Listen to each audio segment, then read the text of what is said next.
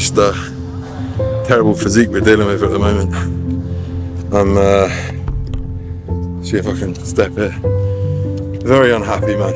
Very, very unhappy with how I'm looking. And it's a big challenge at this point, man, because a lot of it is mental. I mean, you don't like what you're seeing when you're posing.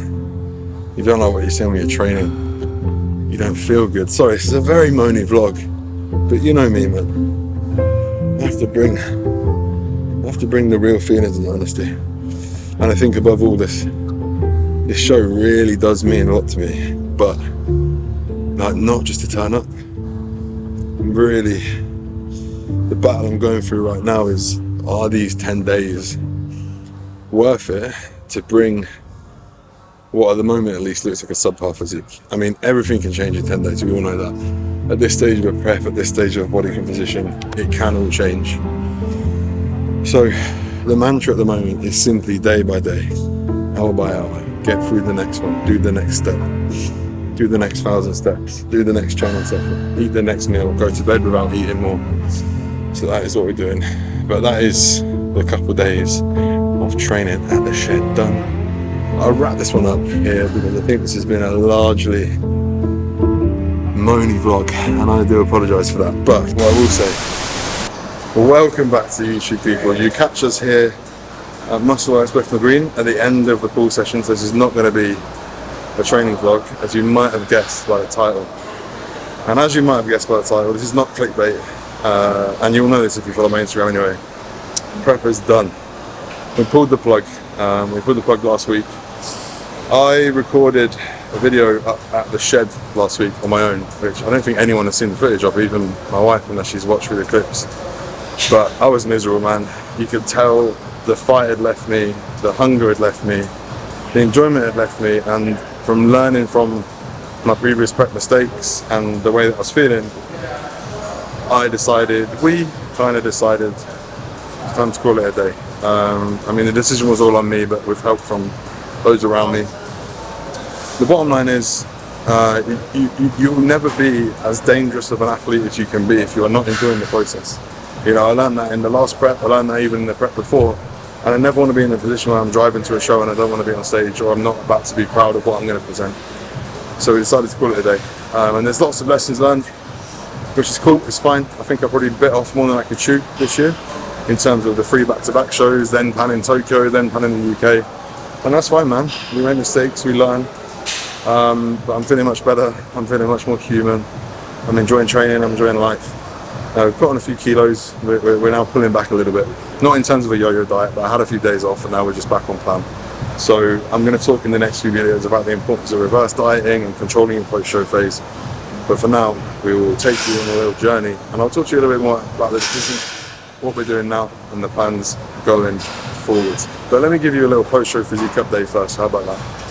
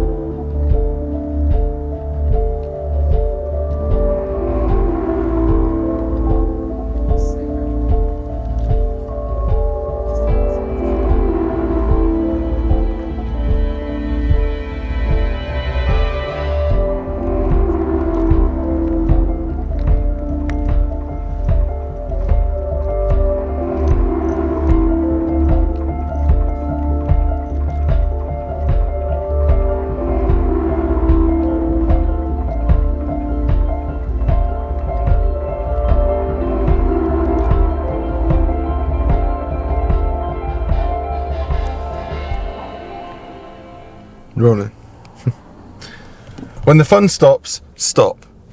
That's the motto of the last couple of weeks.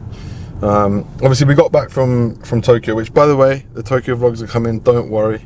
I just wanted to get this one out first to keep you guys in the loop with what's going on, rather than 2 more vlogs later, when the decision was already made.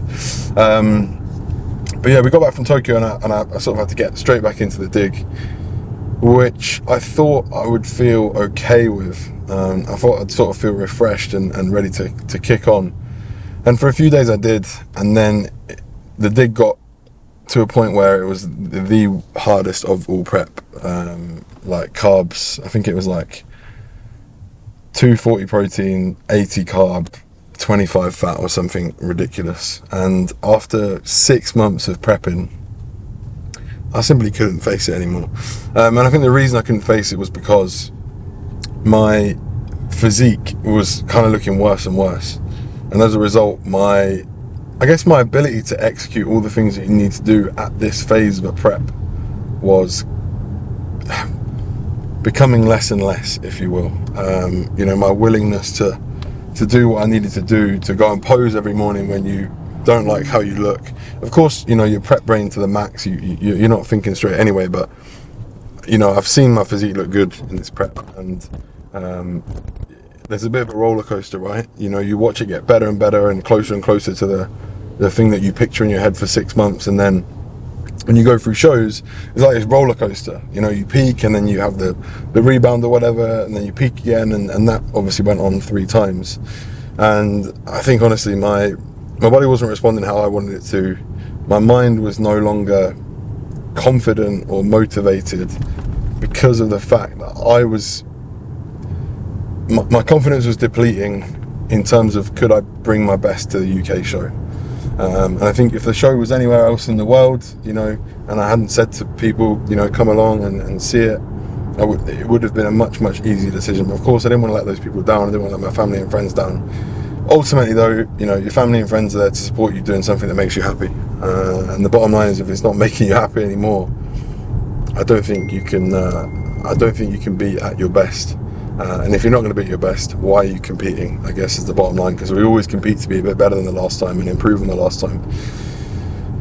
We got the data we needed from this season. We know more size is needed. I think I would have liked to have been better conditioned for definitely the second 2 shows. I think, ironically, Tampa ended up being probably my best look. And I think if I wasn't ill that day, maybe there might have been a slightly higher placing there. But yeah, we got the data we needed. If I'm coming second call outs in a deep show like that, of course I'm not going to get to the Olympia or do any damage at the Olympia, even if I qualified in a 1-man show. So the data is there, the information that we needed is there, and I think my excitement was growing more for the next phase, i.e. recovery phase, normality and off season. And as I said, when that happens, you're kind of mentally checked out, and I think my wife had noticed that.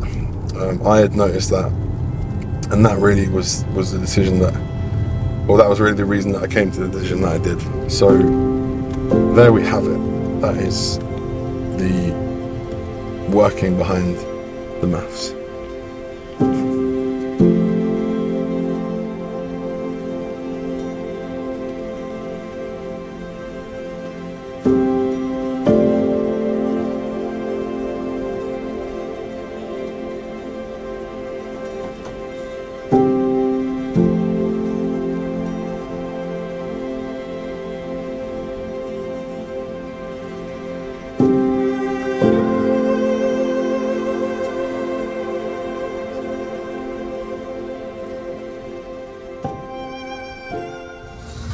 Alright people,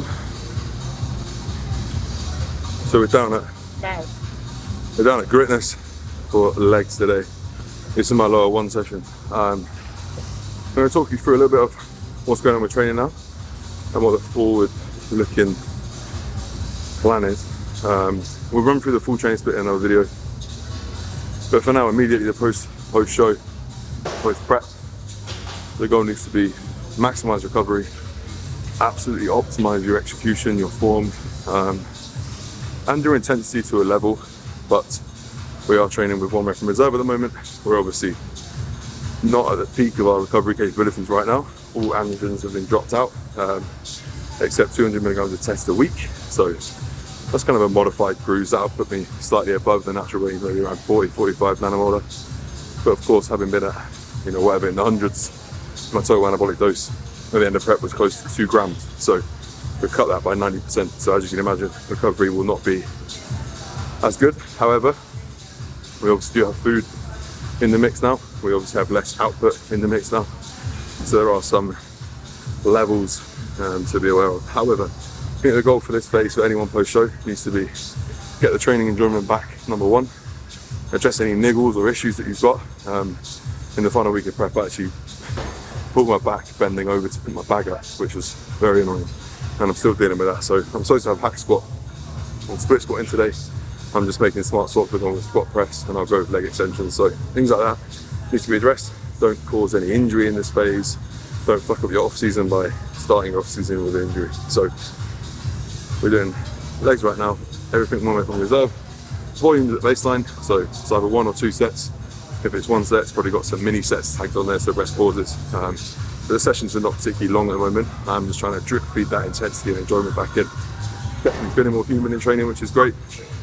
And as I said, my main focus here is going to be on nailing that execution, so that when we start to escalate again and we are in an optimal environment to grow, my training is absolutely locked in. So what we're doing now, setting baseline numbers, trying to improve on them, obviously, but not going hell for leather on anything, and not trying to get injured picking your bag up. So that is the plan. I've just done seated leg curl, which you've just seen, and now I'm going to go into my set of squat press, and you will see immaculate form on this set.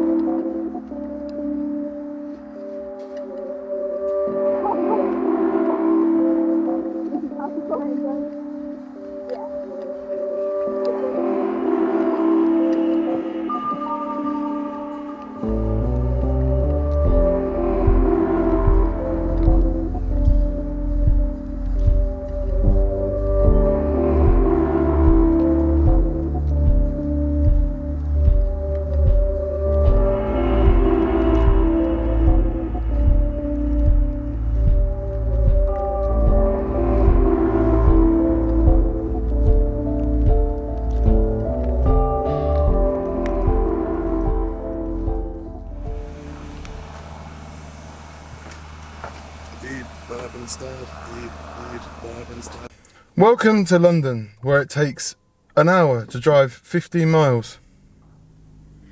Right, back to Enfield. That was actually a really good session. I was not feeling it this morning because I woke my bloody back out, as I told you, but it was decent. Squat press was lovely. I love that machine, man. Very nice.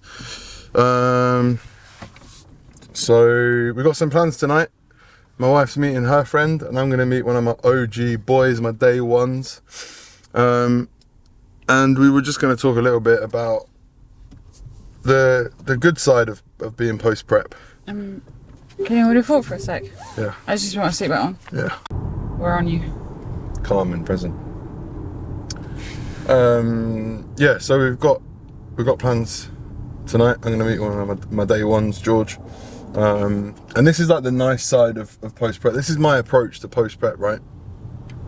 You absolutely can't have a crash landing. Like, you can't be meeting up with people every night that where you can go in for burgers and pizzas and whatnot. But what you can do is absolutely increase your socializing. I would absolutely recommend that, because you've probably been in a very depleted social environment for a long time, and you deserve a break. Okay, that's the one thing to understand. What you don't deserve is a break with burgers, pizzas, ice creams, cookies, and all that stuff, because that will make you very miserable over the medium to long term.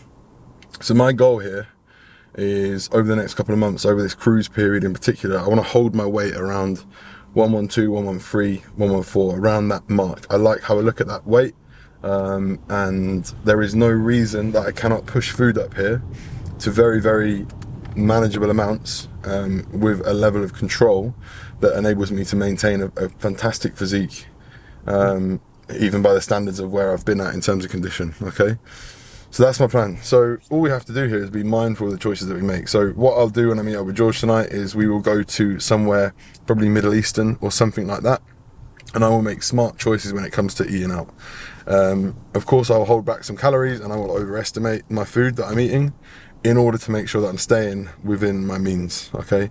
So that's all you need to do. So I'm not sure where we're going yet. It's probably going to be like a kebab place, like Mediterranean, Turkish, maybe Syrian, something like that. But it's going to be grilled meats, and I'll probably even swerve the carbs, to be honest, because I've come to a bit of a realization. Of course, I love carbs, but vegetables are so much more tasty, man. So I'll probably just have some nice side order of veg. And you have options here, you know, steakhouses and veg, they often have like nice veg sides. Nando's is the absolute goat, if I'm honest. Sushi, if you do have that carb allowance. So just stay away from, you know, high saturated fat, deep fried stuff, and you'll be fine. You know, there's absolutely no reason you shouldn't be socializing post prep, providing you can control yourself. And I guess that's probably where I've struggled in the past. But I'm feeling good. So we'll go out for some food, we'll show you what's going on, and that will probably just about wrap up this vlog. And in the next one we'll talk a lot more in detail about the actual specific plans of what's next and how This is Tokyo.